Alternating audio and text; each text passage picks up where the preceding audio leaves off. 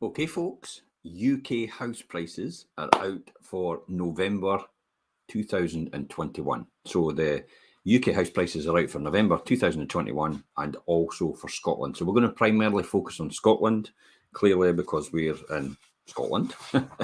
So the headlines here, let me just read through them, is the average price for a property in Scotland is £182,755. That's as of November 2021, according to the Office of National Statistics. The annual price change for Scotland is 11.4%. We're going to talk more about Fife itself in a minute. The monthly price change for Scotland was 1%. And the index figure for Scotland, well, that's too much detail. It floats my boat, but there's too much detail talking about indexation and everything like that. So this is on the back of UK inflation at its highest in 30 years, which is 5.4%. And what does this mean for the Fife housing market and also for the Fife rental market? Prices are definitely going to be going up. It's reflected in that. You can hear it on the news as well, and the fact that energy prices are going to go up almost double in April. So it's something to be aware of. But remember, put this into perspective. In 1975, UK inflation was sitting at 27%. Yeah, 27%. And in 1990, so they're going highest in 30 years. Yeah, that's all very well. But in 1990, UK inflation was 11%. So highest in 30 years to 1990 since 1992. But in 1990, inflation was at 11%. That's double what it is right now in 1990. And we still survived. so take stock on that. We're still here, remember. So economic statement, Scottish house prices have increased by 11.4% to November, up from 11% in October. Scottish house prices were growing faster than the UK annual average of 10%. Scottish house prices are going higher. Fife house prices are going higher as well, and I'll talk about that in the year to November. And on a non-seasonally adjusted basis, this is smoothing for factors, unknown factors that they don't know about. So they use seasonally adjusting basis. Scottish house prices have actually moved 1%. This is all about statisticians and everything like that. That's all the nitty-gritty detail. So in Scotland, detached houses, let's talk about this in general. Let's look at a wee graph here. This shows you the house price rises in graph form. As you can see there, look at this. Now, this is since the beginning, and since 2017. You can see that dramatically there's the annual change over the past 5 years. So 4% starting and then goes up and then comes back down and jumps down to, in 2020, probably because of the COVID impact, zero growth in terms of prices. And then once COVID's over, it's like boom, you can see that jumping dramatically up there, and then stabilizing back down. And well, stabilizing 11% is not exactly stabilizing, is it? But it gives you a good indication. So annual house prices increased as a result. Let's look at how that affected on Fife.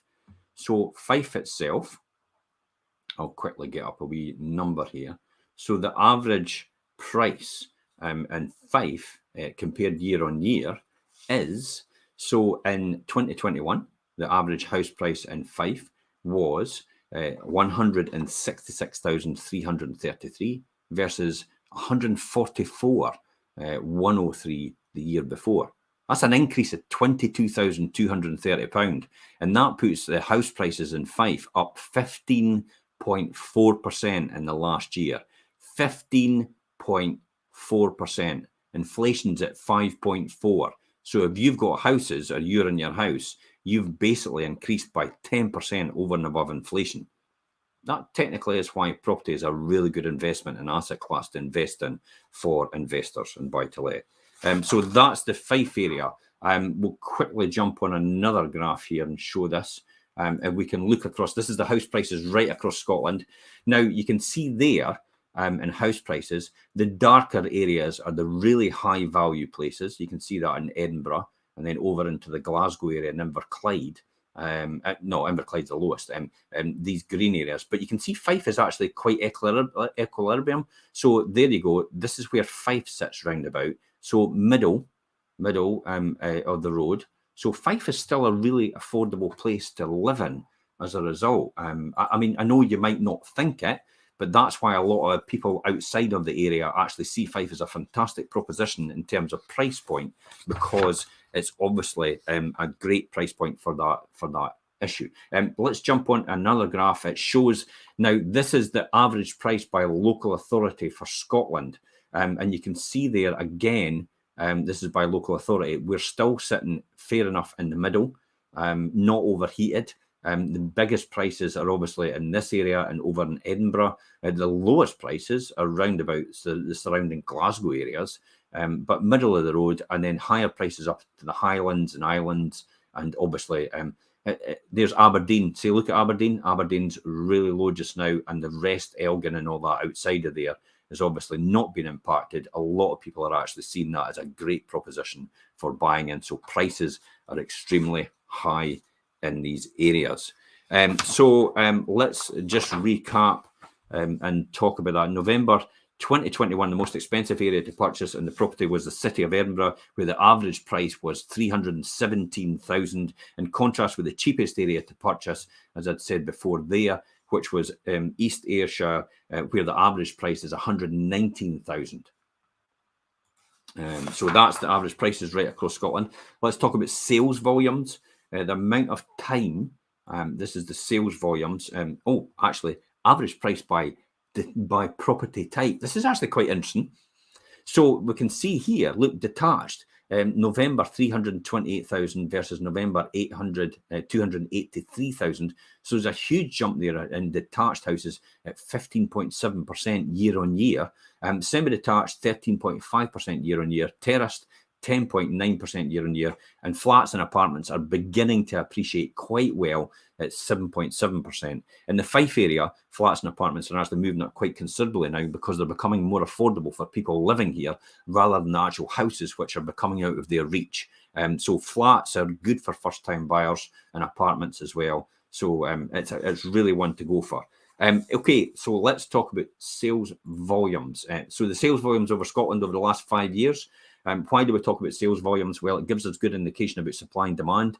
So 2017, 9.6, 8.6, 8.8, 10,000, that was lockdown. Basically, what I think happened here is everybody in September, when lockdown came into place and it came out, actually jumped into 2020 and actually pushed that figure right up, because it stabilizes back down about 9,250 in there.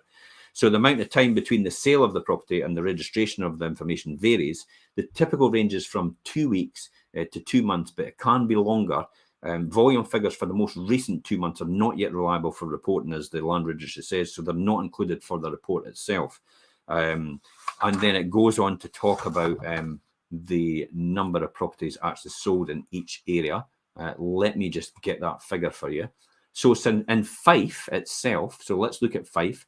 So in Fife, 577 properties, in other words, units sold, versus 681 units in 2020. Now, that's a 15.2% decrease. Now, that's in the number of properties in the Fife area.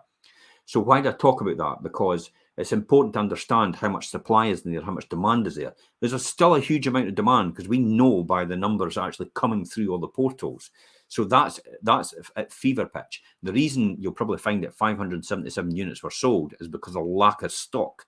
So it's not because of the number of properties on the market, because I think if there was more properties on the market, it would have been far more than the 681 the year before. So that 15% decrease probably reflects the lack of stock on the market, because there is still a lot of buyers out there looking for property itself. Anybody watching, it's probably you included, more than likely. Okay, so let's talk about the property status. Property status.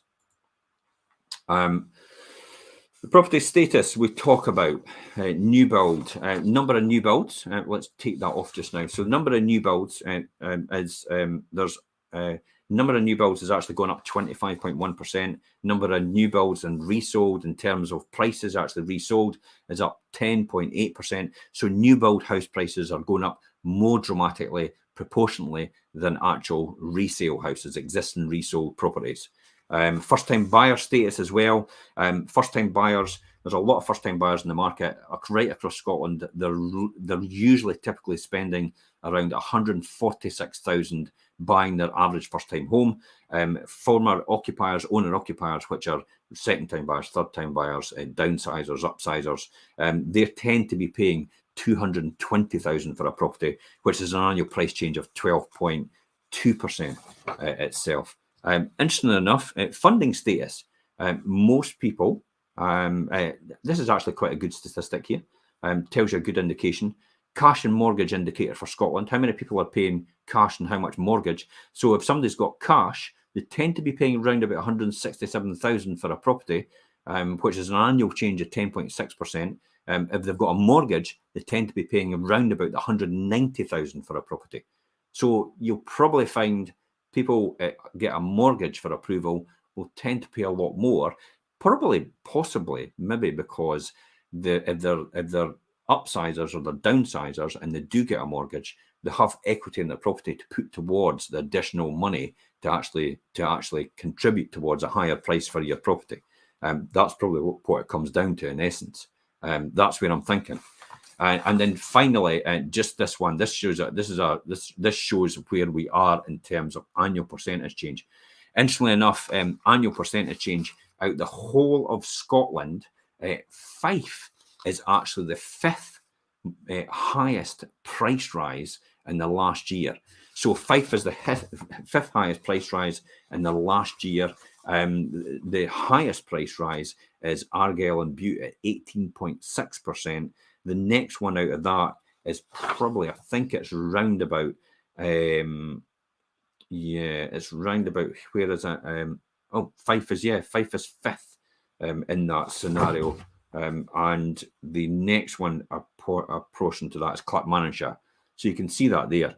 The Clackmannanshire area, then you've got the Fife area. So you can see that with the highest price rises more than 15% and over here as well.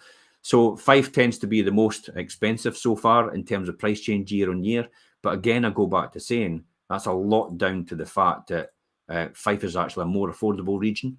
And people actually from outside the area are tending to say, why am I living in a big city when I can actually relocate my family, have a better quality of life in the Fife area, and access to a lot more leisure facilities and amenities on my doorstep. And I can easily commute to work maybe once or twice a week, or I could work from home permanently. That tends to be the choice a lot of people are making. So I think that's what's driving the market overall. Morning, James. How are you? Some of these areas are tourist destinations, yep, and the SA bill passed last night, so wonder how much will impact demand. Absolutely, James. Tourist destinations, that's possibly what's driving it as well. But it is quality of life a lot of people are using as an opportunity to take advantage of, and saying the fact that, you know, why am I living in the city if I could be living in a far better destination, have a better quality of life for my family, and possibly, dare I say, better schooling in Fife. After all, St Andrews University is one of the top in the country now. And that's it, guys. If you've got any further comments after this, please feel free to leave a message and I'll maybe pick it up later on, or you can message me direct for more information. And until next time, I'm Jim Parker for Fife Properties TV.